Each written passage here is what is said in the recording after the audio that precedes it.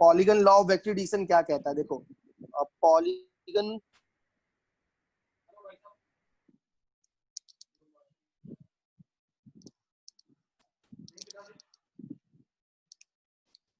Polygon law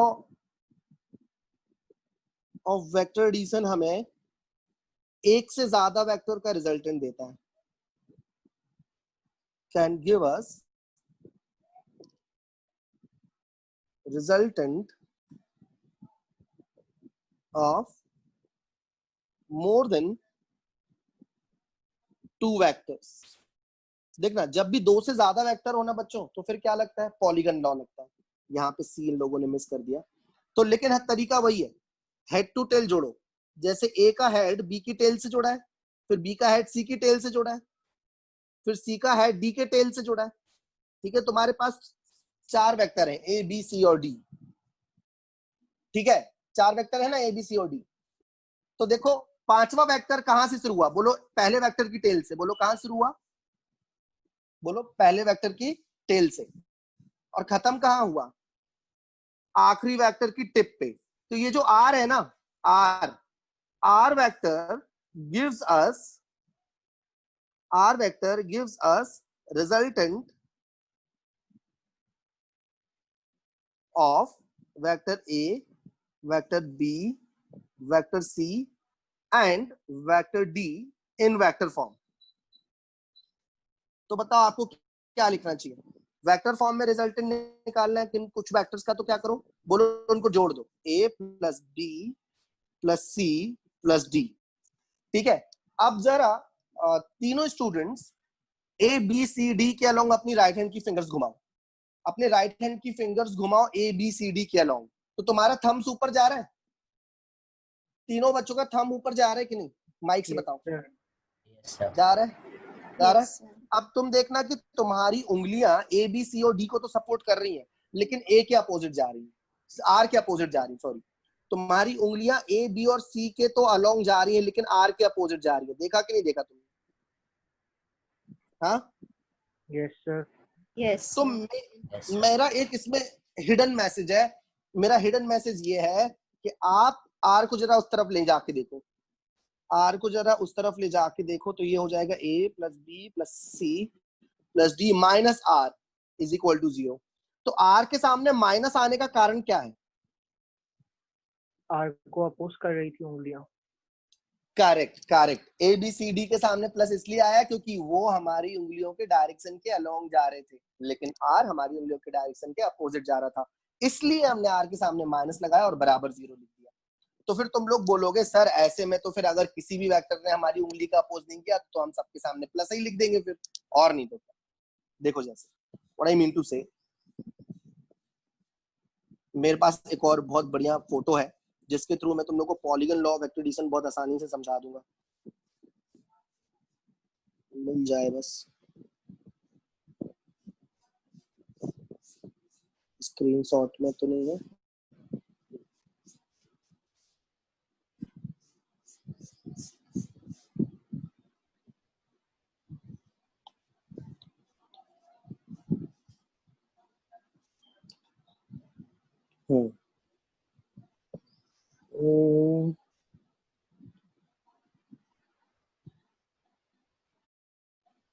ये वाली नहीं, गिव मी अ मिनट बच्चों। हाँ,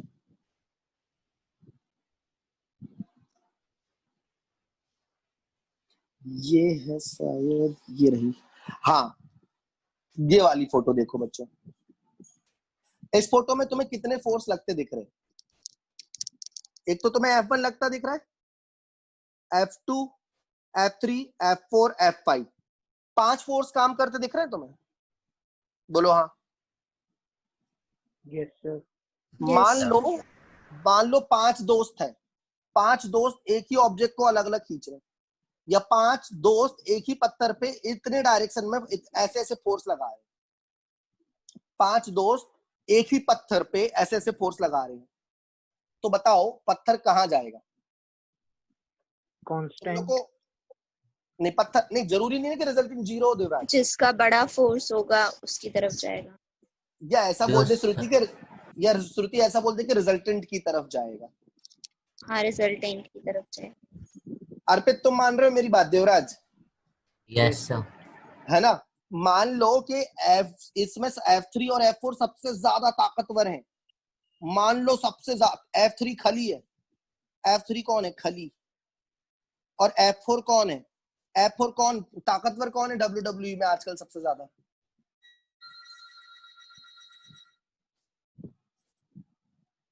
बताओ कोई भी।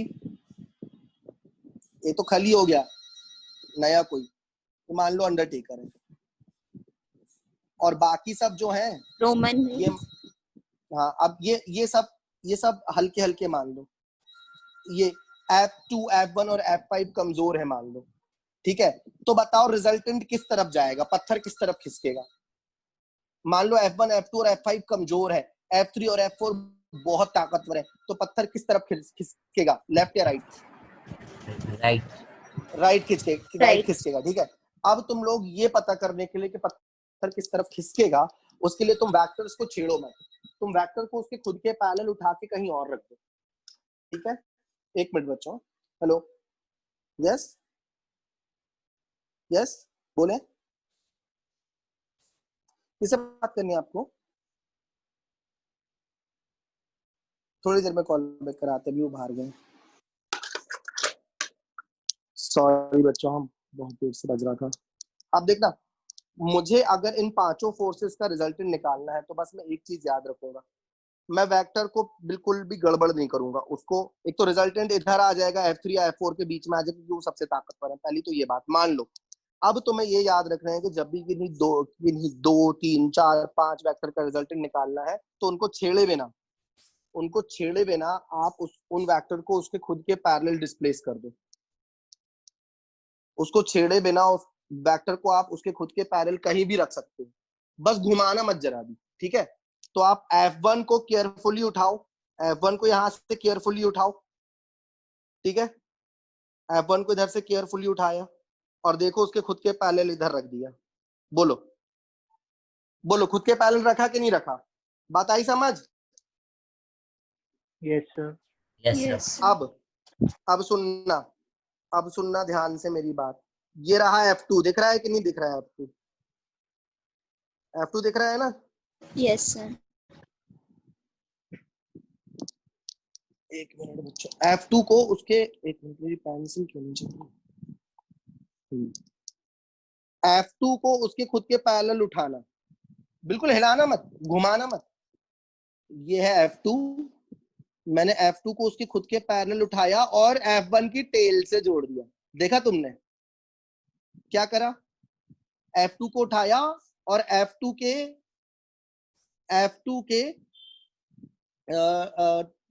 टेल को F2 के टेल को F1 के हेड से जोड़ दिया। देखा आपने? देखा? कोई डाउट तो नहीं? मैंने घुमाया नहीं उसको, उसके खुद के पैरेलल रखा मैंने। अब मैं गया उठाने के लिए, किसको उठाऊंगा बॉयज? F3 को, ठीक है ना? अब मैं F3 को उठाऊंगा और उसको ऐसा उठाऊंगा कि बिल्कुल खिसकाऊंगा नहीं। उसको उसके पैरेलल ले गया और F2 के हेड से जोड़ दिया, ये देखो, ठीक है? ये F3 आ गया। अब मेरे पास और भी फोर्स है क्या? और नहीं तो अभी तो मेरे पास बहुत फोर्स है। अभी तो मेरे पास अब F4 है। F4 उठाया मैंने, ये F4 दिख रहा है बच्चों? F4, मैं अब F4 को उठाऊंगा और उसको उसके खुद के पैरेलल ले जाके डिस्प्लेस करूंगा, ठीक है? तो ये स्वतंत्रता आपको मिलती है, वेक्टर को कभी भी उठा के उसके खुद के पैरेलल डिस्प्लेस करा जा सकता है स्पेस में कहीं भी। तो ये आपने F4 को ऐसा रखा कि F3 की हेड से उसके टेल को जोड़ दिया। अब बारी किसकी है? भाई? अब बारी है F5 की। बहुत ध्यान से देखना। अब मैं क्या करूंगा F5 के साथ? जल्दी बताओ। उसको उसके खुद के पैरेलल ले गया और F4 के टेल से जोड़ दिया। तो ये देखो, मैंने ये सारे वेक्टर बना दिए। मेरे पास कितने वेक्टर थे बच्चों?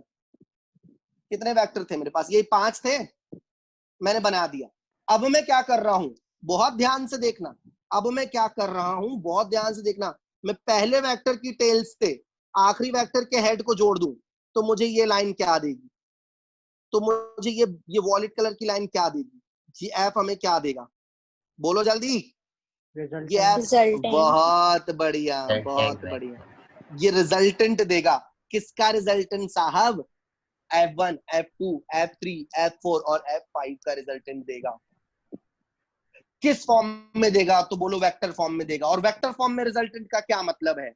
वेक्टर फॉर्म में रिजल्टेंट का मतलब है कि सारे वेक्टर्स को क्या करो, सारे वेक्टर्स को क्या करो, X.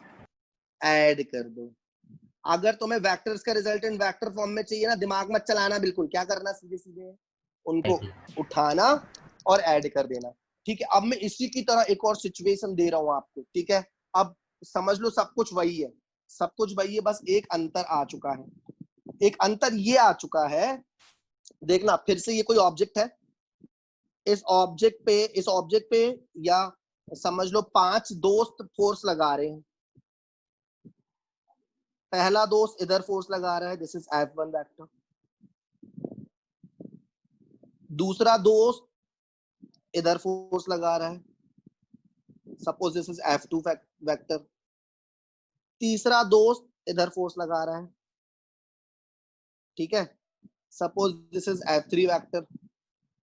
चौथा दोस्त इधर फोर्स लगा रहा है, दिस इज F4 वेक्टर। बहुत ध्यान से देखना भैया, तब ही क्वेश्चन बनेंगे। और यह F5 वेक्टर।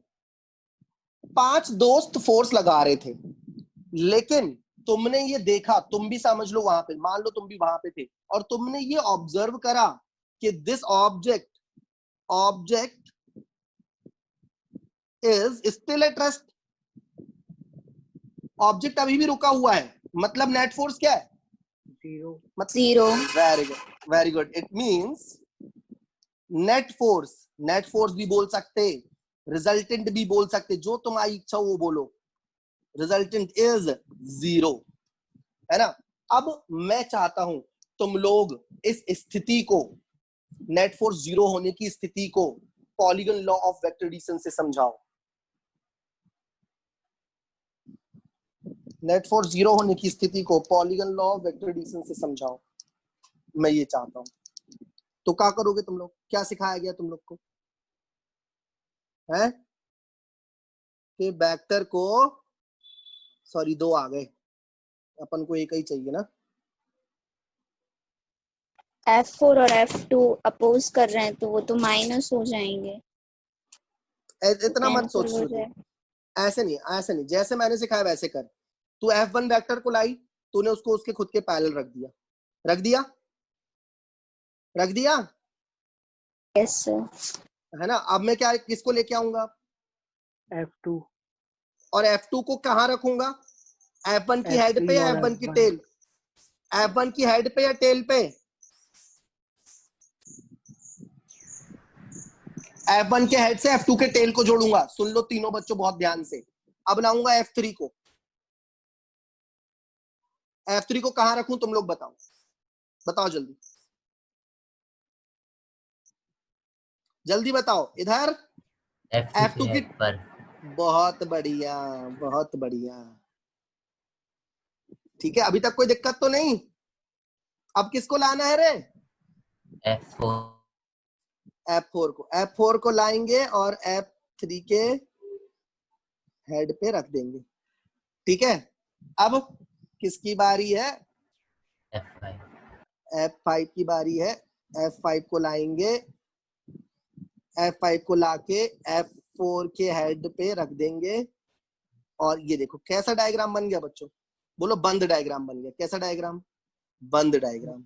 इस बार जरा सीधे हाथ की उंगलियां घुमाना, जरा सीधे हाथ की उंगलियां घुमाना। क्या तुम्हारी उंगली एक भी एरो का अपोज कर रही है? No sir. क्या सर तुम्हारी उंगली देखना एक भी एरो का अपोज नहीं करेगी? ठीक है, मैं इसको और अच्छे से बना देता हूं। ये था तुम्हारा F4 और F5 था ना, ये F5। इसको फिर से लिख देता हूँ, F5 उसके ऊपर आ गया, दिस इज F5।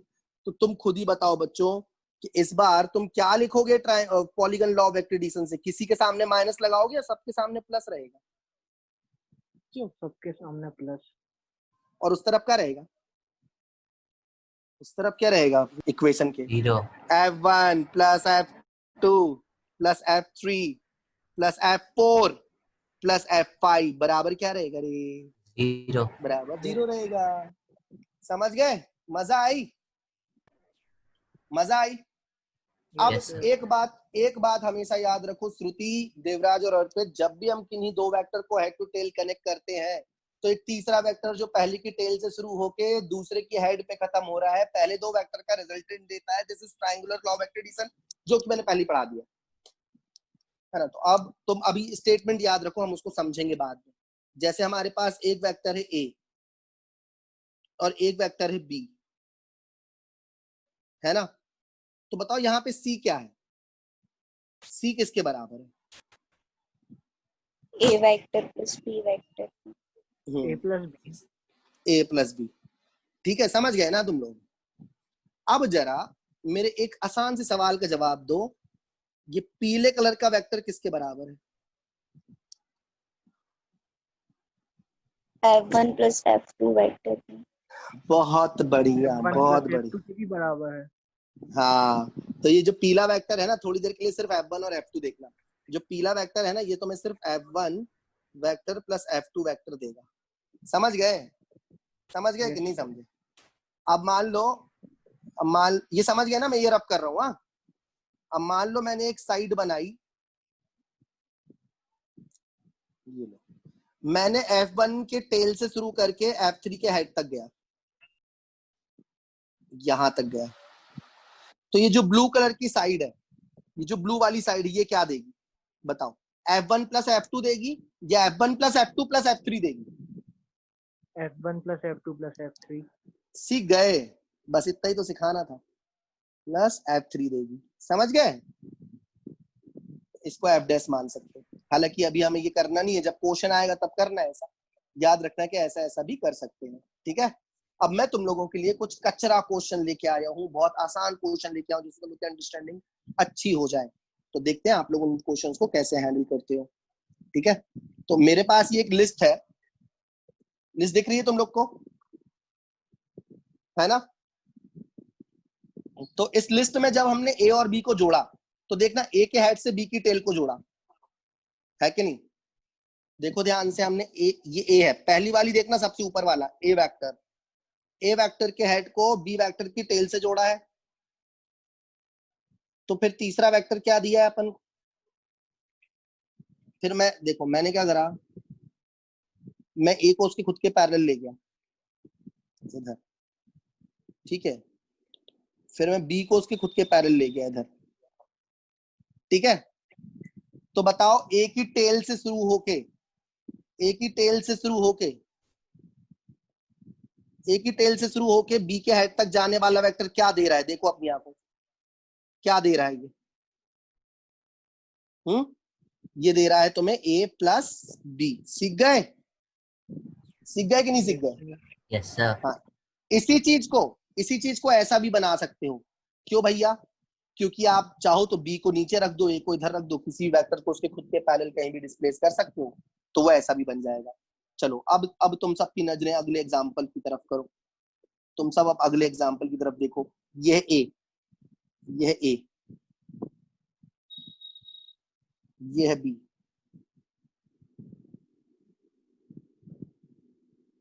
ठीक है।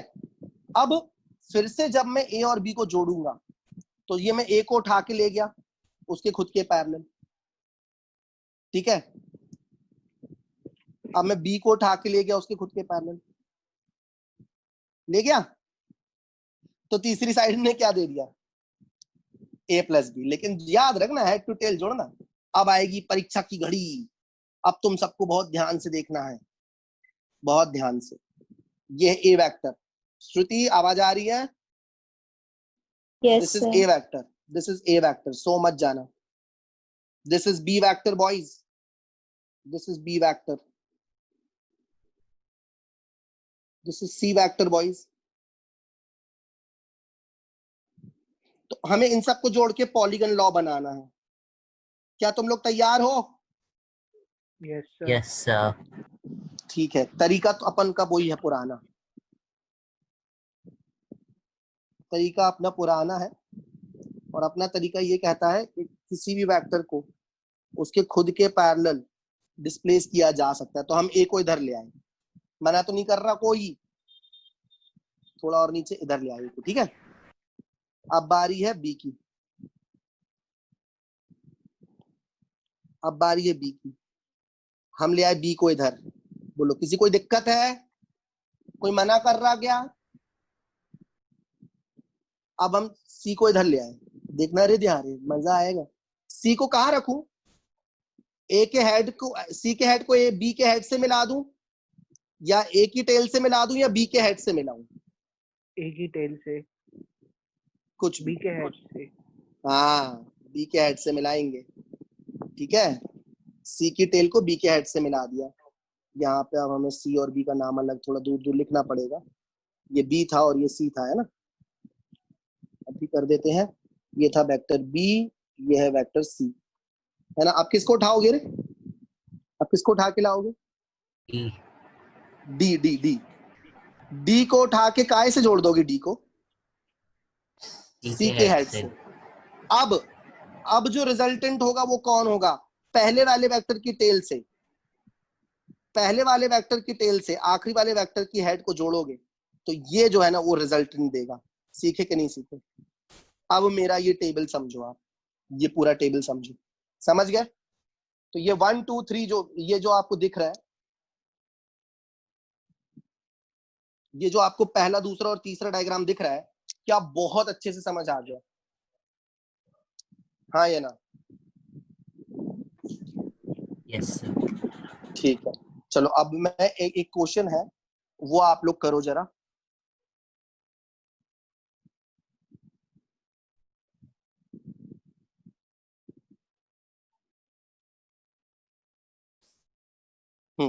इसमें आपको इन सभी वेक्टर्स की वैल्यू बतानी है, ठीक है।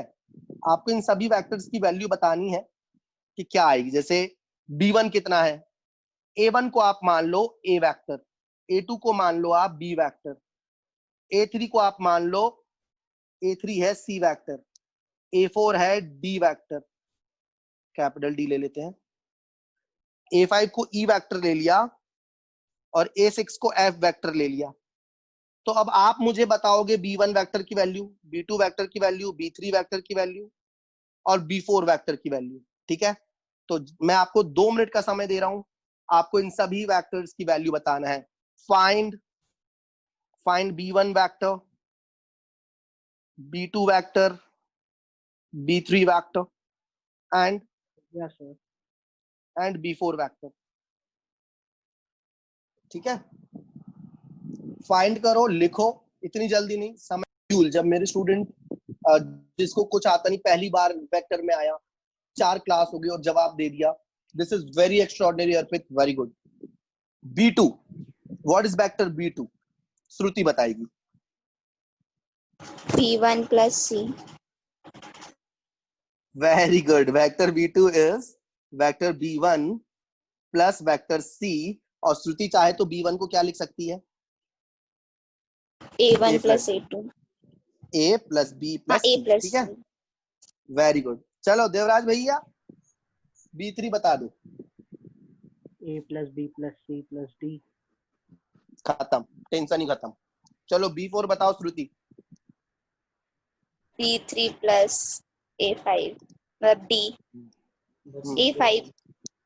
हाँ समझ E गए, sorry. मतलब सही है, सही है, सारे आंसर सही हैं श्रुति तुम्हारे।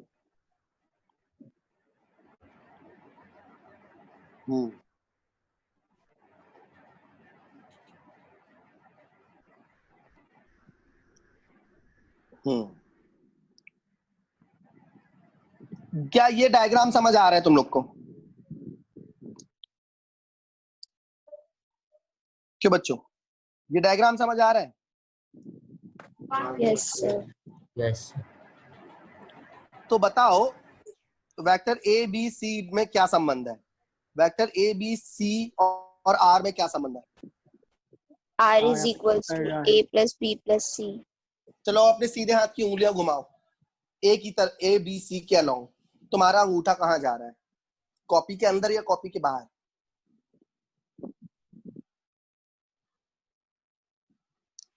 अपनी उंगलियां ए के अलोंग घुमाओ, है ना, ए से फिर बी से फिर सी से होते हुए अपने सीधे हाथ की उंगलियां घुमाओ। तुम्हारे सीधे हाथ की उंगलियां किसके अलोंग जा रही है और किसके अपोजिट जा रही है?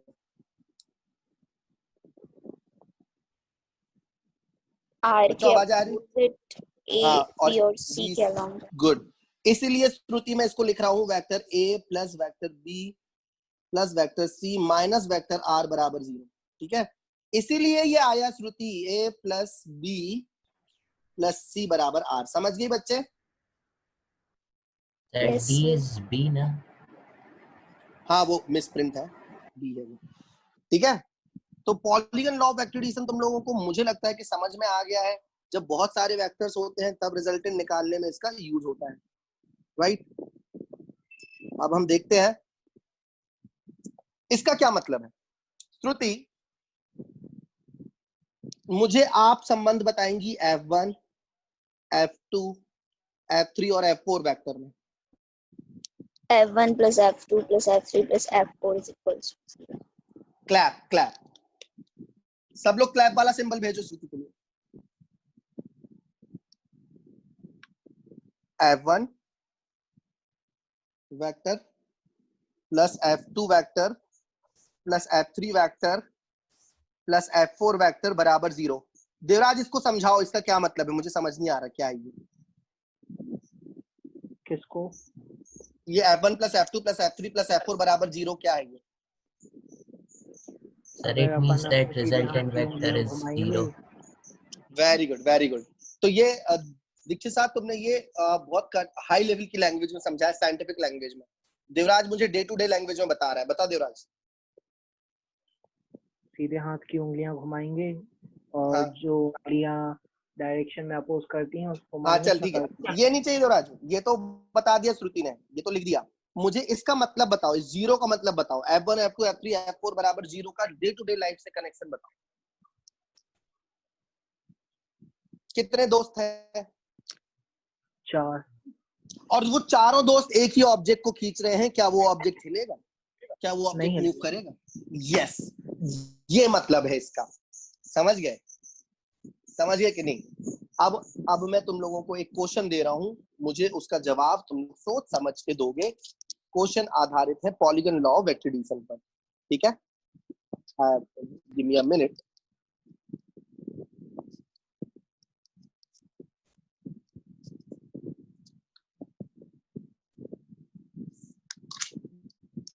मैं क्वेश्चन तुरंत बता दे, इतनी जल्दी बता दिया तूने कि F बराबर है A plus B plus C plus D plus E. पक्का है ये? कैसे पता? तुमने A सही, पॉलीगन लॉ से डायरेक्ट सम हो जाएगा, ये रिजल्टेंट होगा। C A plus B plus C plus D plus E minus F बराबर 0। अर्पित समझ आया? Yes, sir. A plus B plus C plus D plus E. ठीक है, मुझे श्रुति तुम्हें क्वेश्चन को और चैलेंजिंग बना के देना है। अगर मैं मान लो मैंने आपको ये बोल दिया कि ये एक रेगुलर हेक्सागन है, आई एग्री कि रेगुलर हेक्सागन जैसा नहीं दिख रहा है। Suppose it's a regular hexagon, suppose it's a regular hexagon. अब रेगुलर हेक्सागन मतलब देवराज के सारी साइड्स जो है उनका मैग्नीट्यूड बराबर है। समझे कि नहीं समझे?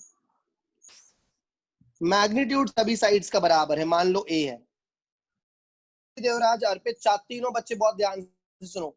अगर ये एक रेगुलर हेक्सागन है तो फिर F क्या है? What is value of F vector if this is a 6A. regular hexagon? 6A. Okay.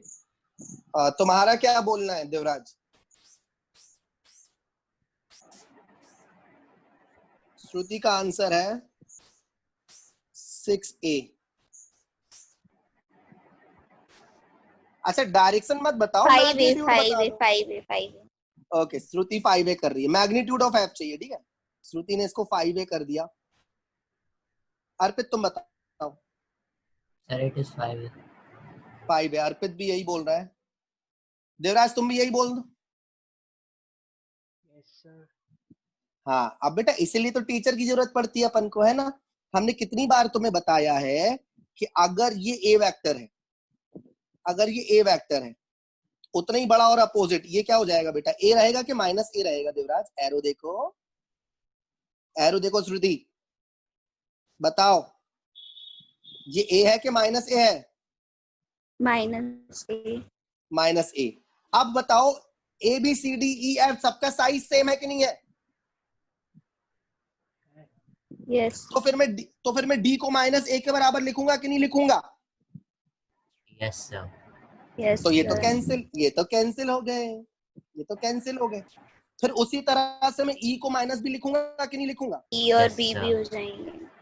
ई और बी भी C कैंसिल हो गए। बचेगा, sir. तो एफ किसके बराबर है भाई ए लोग? बचेगा। हाँ, तो एफ का मैग्नीट्यूड क्या हुआ? A. ए। समझे? ऐसे बनते हैं इंजीनियर डॉक्टर। इतना सोचना पड़ेगा तुम लोग को। मजा आया? ठीक है। अब मुझे अगली क्लास में क्या पढ़ा, मुझे लगता है polygon law of vector addition मैंने आप लोगों को अच्छे से समझा दिया है, ठीक है। लेकिन इसमें मैं बहुत सारे क्वेश्चंस आपको असाइनमेंट में दूंगा जो कि हम अगली क्लास में डिस्कस करेंगे, ठीक है। Now in polygon law of vector addition question need to be discussed, okay. अब हम आगे बात करते हैं। अब हमें नेक्स्ट क्लास में शुरू करना है वेक्टर प्रोडक्ट, ठीक है। in next class we will start vector product. तुम लोग को क्या क्या सीख के आना है? तुम लोग को सीख के आना है, तुम लोगों को ये सवाल गूगल से पूछना है, यूट्यूब से पूछना है, और सबसे ज्यादा तो खुद से पूछना है। ये सवाल आपको खुद से पूछना है कि वर्क वेक्टर है कि स्केलर है? स्केलर है, वर्क स्केलर है ना? क्यों बच्चों? यस। लेकिन वर्क का फॉर्मूला क्या है? लेकिन वर्क का फोर्स फॉर्मूला इनटू क्या है? डिस्प्लेसमेंट। फोर्स इनटू डिस्प्लेसमेंट, है ना। ये हमने 9th में पढ़ा था, Yes, sir. Force into displacement. लेकिन ये दोनों हमने, तो वेक्टर हैं। आप बोलो तो फिर वर्क स्केलर कैसे हुआ? तुम लोगों को ये सवाल खुद से पूछना है, गूगल से पूछना है, यूट्यूब से पूछना है, और अगली क्लास में मेरा जवाब देना है। उसी तरह से एक और चीज बताऊंगा मैं आपको, दैट इज टॉर्क। टॉर्क क्या होता है? टॉर्क एक ऐसी फिजिकल क्वांटिटी है जो किसी भी ऑब्जेक्ट पे लगाने पर वो ऑब्जेक्ट गोल घूम जाता है, ठीक है। तो टॉर्क बच्चों कैसी क्वांटिटी है? टॉर्क कैसी, स्केलर है कि वेक्टर है? वेक्टर है, ठीक है। अब जैसे तुम्हें इस रॉड को घुमाना है, इस रॉड को तुम्हें घुमाना है, तो तुम फोर्स कहां लगाओगे? F1 फोर्स रॉड को घुमा पाएगा या F2? कौन सा फोर्स रॉड को घुमा पाएगा ना? F1 कैसे घुमाएगा? F2. F2 घुमाएगा। श्रुति यहां से हिंज है ना रॉड, इधर से हिंज है रॉड, समझ गई? अच्छा ठीक है, ये गोला मान ले श्रुति, मान ली ये गोला है और इधर ये रिंग है, कोई उधर से हिंज्ड है, इसके अबाउट गोल घूम सकती है रिंग, ठीक है।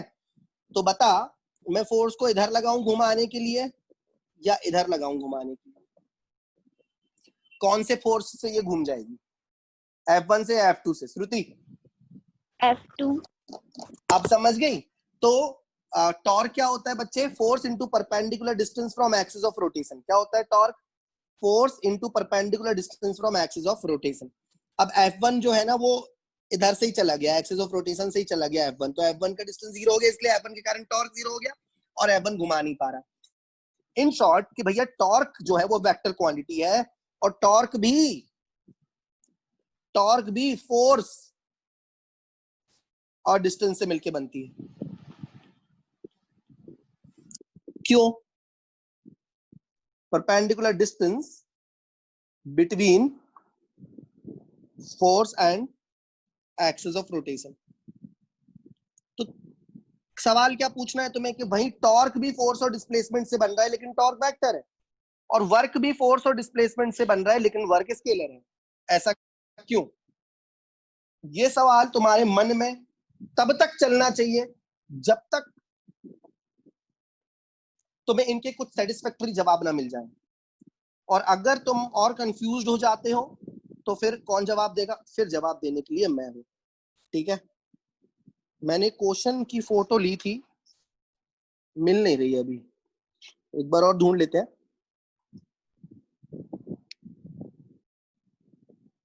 This is our boss question from today's lecture. आज हमने जो भी पढ़ाई करी है, अगर हमसे ये क्वेश्चन बन गया तो समझ लो आज की हमारी जो पढ़ाई है वो सिद्ध हो गई, वो सही हो गई, वो सही दिशा में चली गई। आपके पास A B C D 4 vector हैं,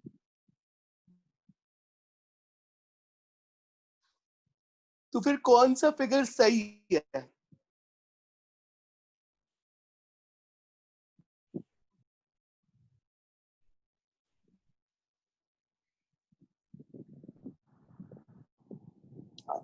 बताओ।